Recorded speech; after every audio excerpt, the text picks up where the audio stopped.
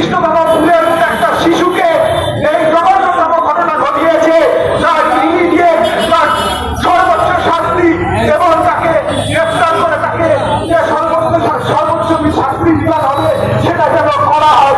এটা আজকে আমাদের এই মঞ্চ থেকে আমরা আপনাদের কাছে তুলে ধরতে চাই এবং আপনাদের কাছে অনুরোধ করবো, দয়া করে যদি মানবিক মানুষ হন আর জীবনের ঘটনার যেমন তীব্র প্রতিবাদ জানাবেন, ঠিক একইভাবে শান্তিপুরা ফুলের মতো শিশুকে যে বিজেপি নেতা ধর্ষণ করেছে তার বিরুদ্ধেও আপনাদের সোচ্চার হতে হবে, তার বিরুদ্ধেও আপনাদের প্রতিবাদ করতে হবে, তার বিরুদ্ধেও আপনাদের গর্জে উঠতে হবে।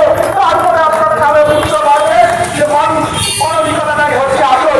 তাই আমরা লড়াই করবো আগামী দিন আমাদের সমাজকে ঐক্যবদ্ধ করার ক্ষেত্রে, আমাদের সমাজকে এগিয়ে নিয়ে যাওয়ার ক্ষেত্রে, আমাদের মানসিকতা পরিবর্তন করার ক্ষেত্রে এবং আমরা ভারতীয় সমাজে হিন্দু মুসলমান নির্বিশেষে এই বাংলায় যেভাবে শান্তির সহাবস্থান আছে সেই শান্তির সহাবস্থানকে যারা নষ্ট করতে চায় তাদের বিরুদ্ধে আমাদের লড়াই একযোগে চলবে এবং যারাই এইভাবে মাথা তুলতে হয় বা চাইবে তাদেরকে আমাদের রাজনৈতিকভাবে মাথা ভেঙে দিতে হবে।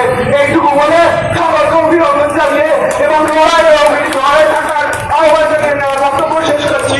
জয় হিন্দ, বন্দ্যোপাধ্যায়, মমতা বন্দ্যোপাধ্যায় জিন্দাবাদ, অভিষেক বন্দ্যোপাধ্যায়।